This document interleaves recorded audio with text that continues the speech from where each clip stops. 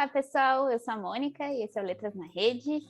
Eu estou aqui hoje com o nosso ilustre convidado, o professor Silvio Renato Jorge, que é professor da UF e que está aqui para falar com a gente um pouquinho sobre literatura africana de língua portuguesa.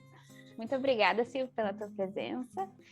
E se tu quiser dar um oi para o pessoal aí. Oi, pessoal. Eu que agradeço o convite. É um prazer imenso conversar com vocês, com essa intermediação, com essa presença da Mônica, uma pessoa tão querida e que sabe muito das coisas, não é? Então, uma alegria estar aqui. Muito bom. Então, eu vou começar te perguntando, Silvio, quais tu acha que são os desafios para um professor ou um aluno do ensino médio que queira ler a literatura africana de língua portuguesa? Eu vou te dar uma resposta que é um lugar comum aqui no Brasil, toda vez que a gente fala sobre isso, que é a pouca publicação, não é? Proporcionalmente, em relação ao que você encontra de outras literaturas, é uma literatura que é muito pouco publicada. É claro que, assim, existem exceções a essa regra, né? A gente tem um Minha Couto, por exemplo, que já está praticamente adquirindo um status de Clarice Lispector e Fernando Pessoa, de ter uma opção de fakes textos espalhados pela internet e que tem efetivamente uma grande circulação no Brasil. A Petela, o José Eduardo Agualusa, são autores que são publicados muitas vezes por grandes editoras, que são uma exceção à regra. Mas, no geral, ainda é uma circulação um pouco restrita.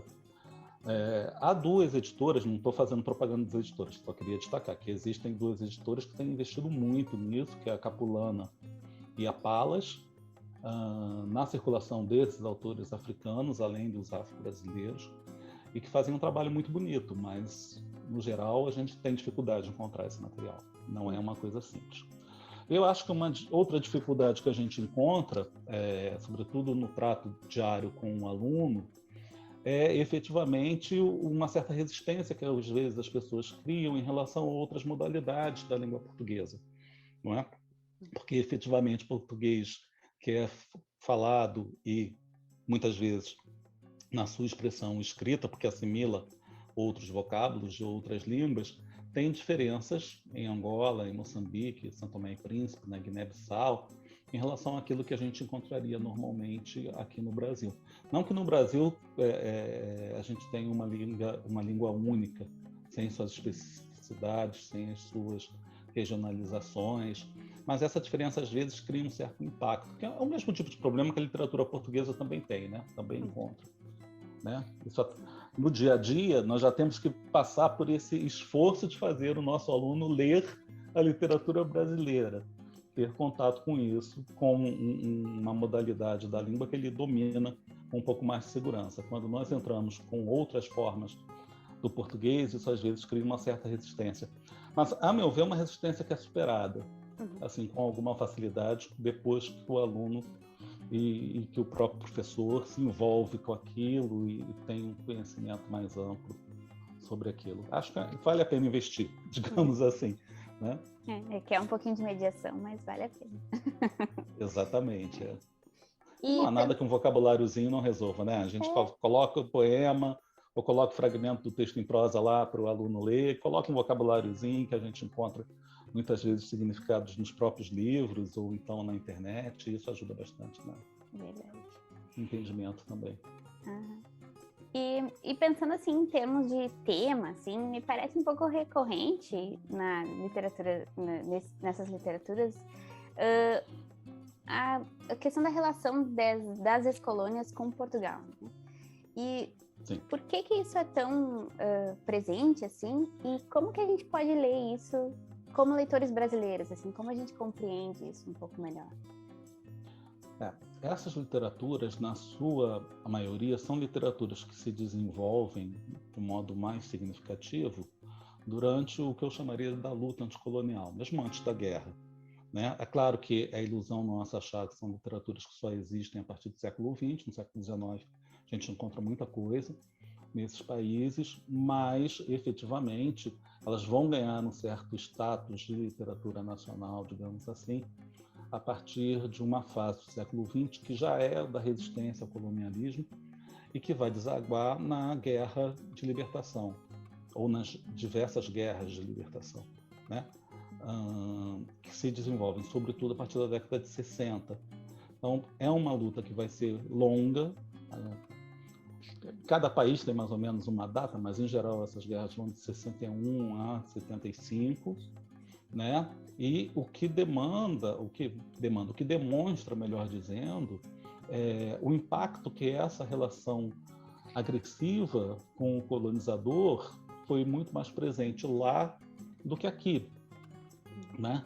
De ver uma longa guerra, e uma guerra violenta, uma guerra difícil. A gente vê muitas vezes filmes sobre a guerra no Vietnã e não associa que são guerras que ocorreram mais ou menos no mesmo momento. Então, o napalm que foi usado no Vietnã foi usado em Angola, foi usado em Moçambique, é o mesmo tipo de virulência que acontecia em outros espaços, não é?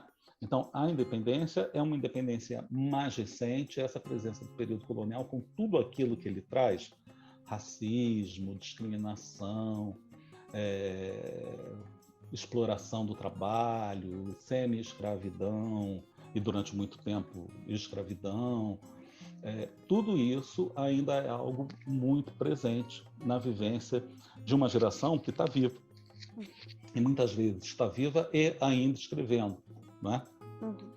Isso é algo que é importante a gente considerar, né? Um aspecto, agora, quando você pergunta para mim como que a gente pode ler isso do lugar de brasileiros, né? É importante considerar que nós também vivemos essa experiência colonial, completamente diferente daquilo que ocorreu nos países africanos, porque cada vivência do colonialismo é uma vivência. Mesmo se nós considerarmos que o colonizador, no caso desses países africanos sobre os quais estamos falando, e no caso do Brasil foi o mesmo colonizador, foi o mesmo país, em cada um deles o processo colonial aconteceu de uma forma. Agora, ainda que nós consideremos isso, nós sabemos muito bem como é isso, como se deu esse processo. Nós vivenciamos a escravidão. Então, existe um ponto de partida comum que são as consequências sociais, tanto do processo colonial quanto da escravidão, que pode servir de um elo de ligação, né? Além disso, somos todos pessoas que vivemos em países que participam desse complexo processo econômico que o mundo vive hoje, né, de exploração de mão de obra barata, de uma pobreza pandêmica, digamos assim, em muitos países daquilo que nós chamamos do sul global. Então, existem pontos de contato que eu acho que são muito significativos e que permitem essa aproximação. Além das outras, né, culturais, mais amplas, digamos assim, né, do ritmo, da música, da alimentação. Os pontos de contato são muitos, né? Existe, se você for estudar um pouquinho São Tomé, por exemplo, daqui a pouco a gente vai falar um pouco sobre São Tomé, você vai ver que existem pratos que existem na culinária de São Tomé que são os mesmos que você encontra no Nordeste brasileiro. Caruru, por exemplo, que é uma delícia, diga-se de passagem. Tem lá e tem aqui. Então, há toda uma série de elementos que aproximam essas sociedades, né? Eu acho que a pegada da literatura pode ser a partir daí, né? E para finalizar esse comentário, né?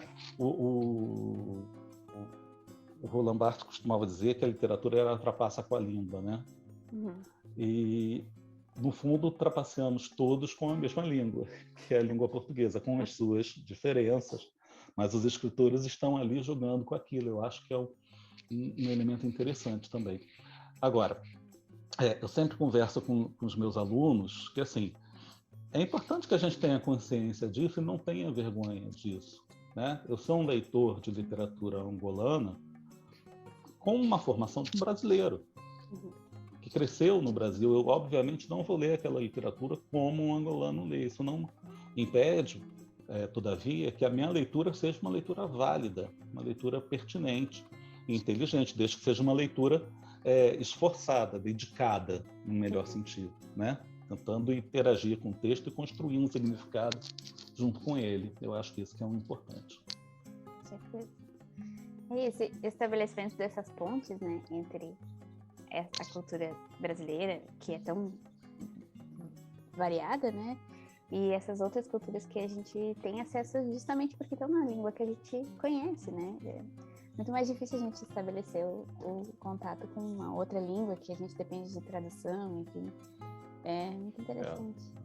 Não, e tem mais um detalhe, Mônica, que é o seguinte, é claro que existem, como você disse, temas que são muito específicos e que estão muito presentes, não é? Com frequência a gente vai encontrar alusões à guerra colonial. São países que vivenciaram, no caso específico de Angola e de Moçambique, uma longa guerra civil, também muito dura, que, portanto, tem as questões próprias que são decorrentes dessas guerras civis, não é?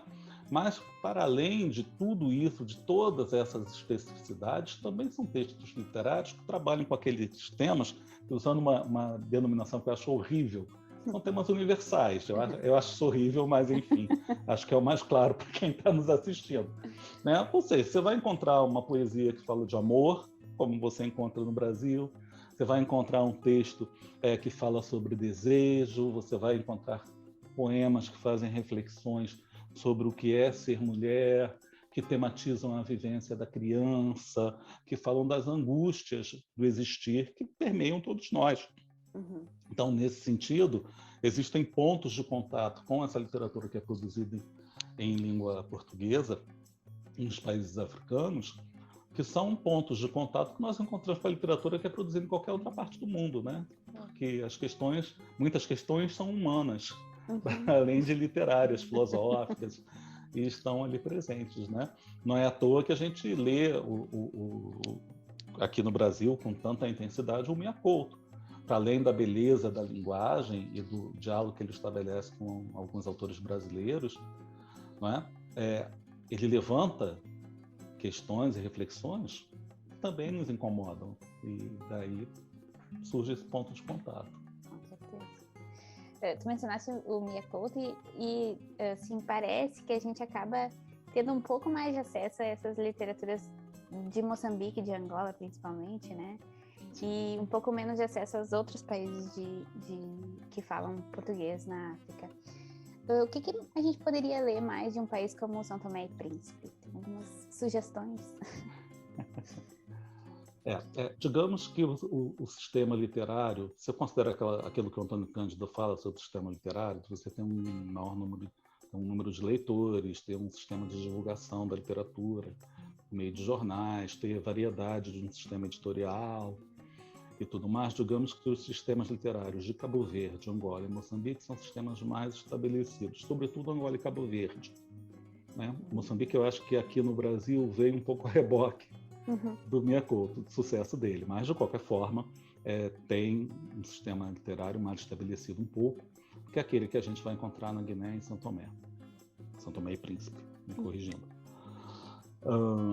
Então, isso facilita a entrada no Brasil, mas muitas vezes essa entrada também se dá via autores que são publicados em Portugal. Né? É um circuito, digamos assim. Né?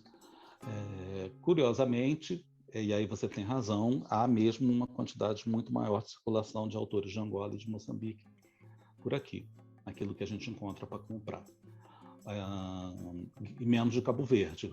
Por isso que eu falo que é curiosamente, porque Cabo Verde também tem um sistema literário forte. Há exceções. Você encontra, por exemplo, a Odete Macedo, que é uma autora da Guiné, que está publicada no Brasil, é uma autora importante.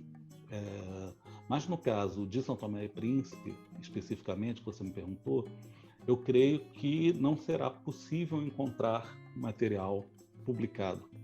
Não, ao menos não por grandes editoras. E aí a gente tem que recorrer àquilo que tem sido a nossa salvação em todos esses meses que estamos passando pela Covid, que é a internet, não é? Então, efetivamente, é possível se encontrar muita coisa, sobretudo poesia, na internet, e é interessante que a gente saiba que, por exemplo, os jovens escritores, jovens poetas desses países fazem a sua poesia circular via internet, blogs e tudo mais, mas mesmo dos autores mais antigos nós conseguimos encontrar. No caso específico de São Tomé, Eu posso até fazer um percurso para você, assim. Preciso de um autor importante do século XIX. Vou olhar o Caetano da Costa Alegre. É um autor que viveu e publicou, escreveu e produziu quase todo o tempo em Portugal, mas que nasceu em São Tomé e é associado à literatura de São Tomé. Vindo para o século XX, a gente não pode deixar de considerar o nome que talvez seja o principal nome dessa literatura, que é o Francisco José Tenreiro. Né? O Tenreiro é um autor que nasce no iníciozinho do século XX, 1920 e pouco, morre logo em 1963, infelizmente. Ele tem um livro de poesias publicado, que é fantástico, Ilha de Nome Santo, e ele era geógrafo. Né? Ele, como muitos filhos de mães africanas e pais portugueses, foi retirado da mãe muito novo, com 2 anos, se não me engano, levado para Portugal para ser criado pela família do pai. E ele só vai voltar a São Tomé mais tarde, já adulto, quando ele está concluindo a tese de doutorado dele sobre a ilha de São Tomé, que era professor de geografia da Universidade de Lisboa. E aí, então, ele conclui a tese, que é até hoje uma referência nos estudos de geografia sobre São Tomé. E esse livro, Ilha de Nome Santo, que é também uma referência importantíssima, e curiosamente, São Tomé, por acaso, é um dos lugares a que eu fui. Eu conheço São Tomé ao vivo, digamos assim. E, curiosamente, os poemas dizem muito sobre São Tomé, sobre o espaço São Tomé, sobre a natureza, sobre as relações sociais e tal. E ele escreve o livro antes de ir a São Tomé, antes de retornar como adulto a São Tomé. Mas é muito interessante. E muita coisa do Tenreiro vocês encontram na internet. Além disso, a gente tem o Marcelo da Veiga, que também é um poeta interessante. Morreu já em 2000 e alguma coisa. Não, Marcelo da Veiga, estou falando besteira. Ele morreu em 1976. Mas ele é natural da Ilha do Príncipe e traz muitas coisas de determinadas referências culturais próprias da Ilha do Príncipe, porque, em geral, a gente se refere a São Tomé e Príncipe como São Tomé, e esquece que existe o Príncipe. E são ilhas que, obviamente, formam um arquipélago, formam um país, mas que têm características próprias. Né? São Tomé é mais urbanizada do que o Príncipe, etc. e tal. E o Príncipe tem algumas tradições culturais muito próprias que são recuperadas por essa poesia do Marcelo da Veiga. Um outro nome importantíssimo é a Dona Alda do Espírito Santo. É também uma poetisa, essa sim faleceu infelizmente em 2010, mas já muito bem vivida. Ela é autora do Hino Nacional de São Tomé. E seus primeiros poemas são todos reunidos num livro de 1978 que se chama É Nosso, o Solo Sagrado da Terra. Mas depois disso ela publicou outras obras e é efetivamente uma autora importante para a gente compreender como são esses processos culturais lá dentro. Temos a Maria Manuela Margarido, e para não ficar fazendo uma lista enorme de poetas, eu vou concluir com a Conceição Lima, que é a minha darling, digamos assim, né? É a poeta que eu estudo. Eu acho que é uma pessoa que faz uma poesia que, ao mesmo tempo que dialoga com esses poetas anteriores a ela, como o Tenreiro e a Dona Alda, ela traz uma nova reflexão e uma nova inserção dessa poesia santomense num contexto mais amplo africano, não é? Além disso, nós temos autores de narrativa em prosa. Isso vai ser mais difícil das pessoas encontrarem, obviamente, talvez fragmentos, por aí. Eu destaco o Albertino Bragança, um autor que tem uma coisa publicada de muito interesse, e o Saint-Marquis, né? Saint-Marquis, que já... Desculpa, eu falei errado, é Sun, não é Saint. Pressão do inglês, né? Saint-Marquis, Sun é senhor. E Saint é a forma do feminino, senhora, no crioulo de São Tomé. E o Saint-Marquis, ele que já faleceu, ele teve vários livros publicados, e um deles que eu acho que é muito interessante é o Crônica de uma Guerra Inventada, que fala sobre o massacre de Batepá, que é uma das cenas terríveis do colonialismo português. Não só em São Tomé, né? O massacre de Batepá, a meu ver, é uma das cenas terríveis do colonialismo português, considerando como um conjunto, né? Tanto que o primeiro texto literário a falar do massacre não foi sequer escrito em São Tomé. A Dona Alda tem um poema muito bonito que fala sobre o massacre. Mas o Agostinho Neto, que é um poeta angolano, que foi presidente em Angola, ele imediatamente fez um poema falando de Batepá também. Uma coisa que vai se espalhando, né? Esse tema, vamos dizer assim. Porque mostra a virulência de uma forma de colonialismo que sempre foi vista como um colonialismo brando, né? Sim. A gente criou essa imagem. De certa forma, o próprio governo do Estado Novo Português se apropriou do pensamento do Gilberto Freire para tentar construir, a partir da década de 50, uma imagem do colonialismo português como um colonialismo branco, de construção de pátrias irmãs, e não era nada disso, né? Então, na verdade, se ficcionou, em 1963, 53, aliás, se ficcionou uma revolta em São Tomé, que não existia, e foram mortos entre 200 e 1.000 pessoas.